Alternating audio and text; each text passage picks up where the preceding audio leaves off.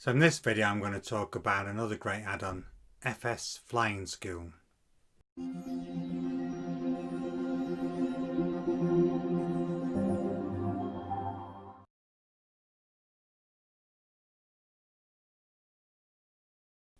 So FSFlyingSchool does what it says on the tin. It will take you through the startup of the aircraft, the taxiing, the flight. It'll give you procedures to do. It'll nudge you in terms of VORs, NDBs, and you name it, and it will give you feedback about your checkup procedures before you take off, and it'll score both your flight and your landing, and you'll get a better score depending on how difficult the conditions are. So if you have failures on the plane, or you have a difficult plane, a larger plane, or more difficult weather, then you'll get a higher score. So the easiest thing maybe is just to talk through the interface and then take you through a flight showing you how it actually works in the simulator. So let's have a look at the interface, the pilot tab first. So here you can create or load a pilot that you created earlier. The program can automatically detect cruise or landing mode, although I prefer to advance that manually, and you'll see that in the video later. You can select ILS, VOR, and various different selections for how the instructor will interact with you whilst you're flying, either background humour, background chatter. The instructor can, for example, monitor traffic or wind or lights. And if you choose to have tips, you need to go to the setting screen and just select the items on which you want the instructor to give you tips throughout the flight.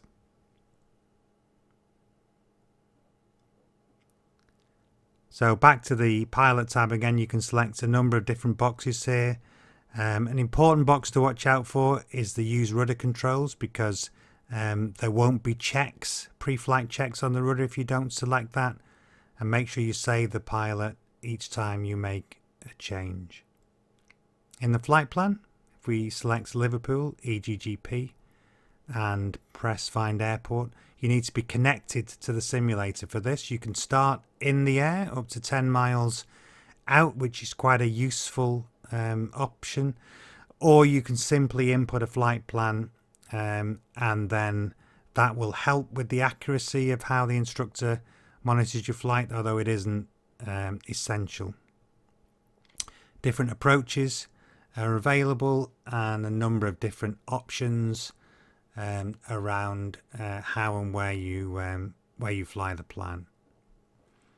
In the aircraft screen, you can set some of the aircraft details up in an FSU, a separate file, but in most cases it will auto detect the plane that you're flying. You can amend the details.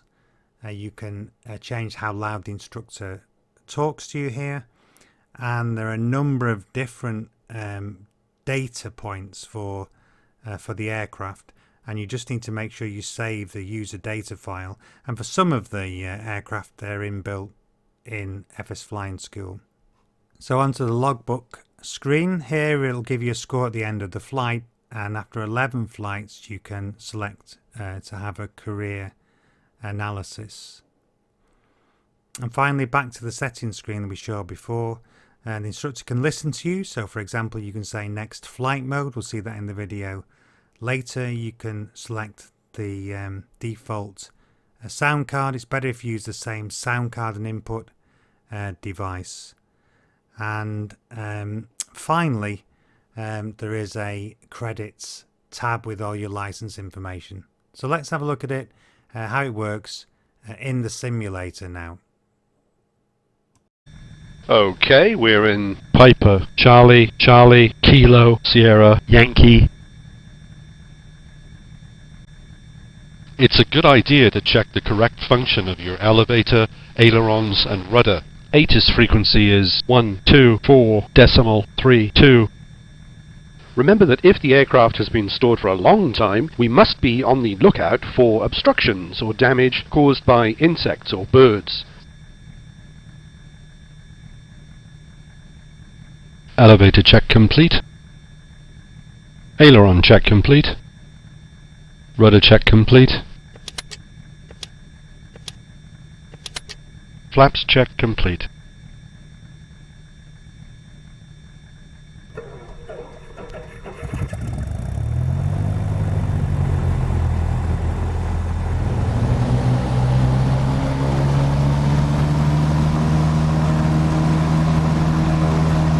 Run up complete. Nav 1 is tuned to India, Lima, Quebec, DME, ILS, runway 27.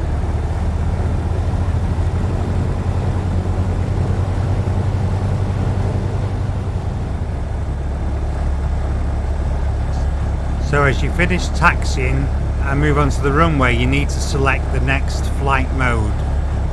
Next flight mode. Okay, you've finished taxiing and are about to take off. Current visibility is 6.2 miles. The wind is calm. Runway 09. Runway length is 7,500 feet.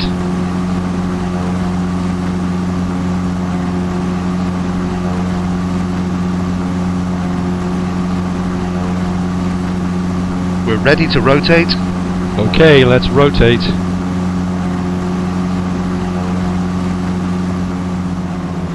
So as you reach the top of the climb, you can press Ctrl-Shift-Z or say next flight mode. Next flight mode. Okay, we've finished taking off and are now cruising. So if you completed all your checks earlier, the instructor will feed back. I'm very glad that you checked that the elevator was functioning freely and correctly before we took off. Nav 1 is tuned to India, Lima, Victor, Romeo, DME, ILS, runway 09. It's good to see that you checked that the ailerons were functioning freely and correctly before you took off. And then carry on through each of the pre-flight check feedback list. You checked that the rudder was functioning freely and correctly before takeoff. Well done.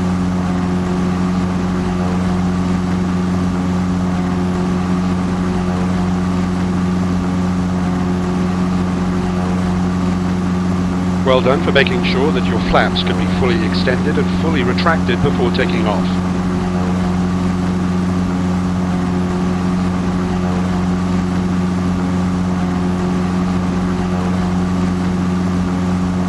I'm glad to see that you performed the engine run-up procedure as part of your pre-takeoff checks.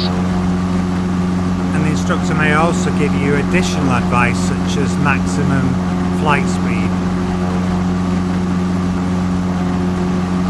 Okay, on our flight today, let's remember that in this aircraft we must never exceed 145 knots.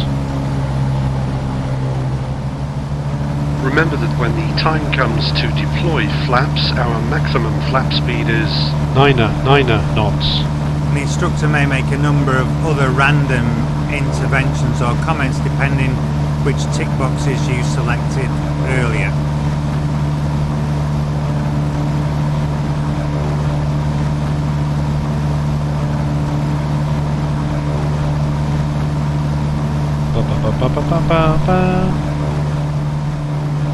DME distance is 5 miles. And again, Ctrl-Shift-Z or next flight mode to move into landing mode. Next flight mode. Okay, we're about to land. Your nav 1 OBS setting indicates runway heading is 089. Glide slope is alive, so we'll be doing an ILS approach. I'll be rating your performance based on the current ILS signal unless you lose the signal.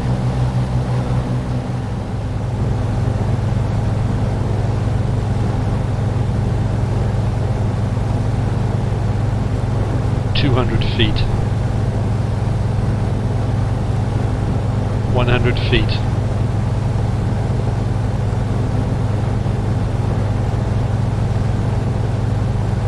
50, you're descending too fast, 40, 30, 20 feet, flare, 10,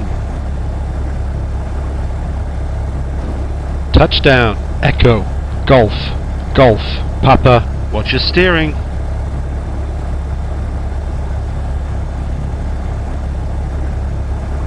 I rate your landing at 80.29 points. Approach was 90% for the glide slope and 100% for the localizer.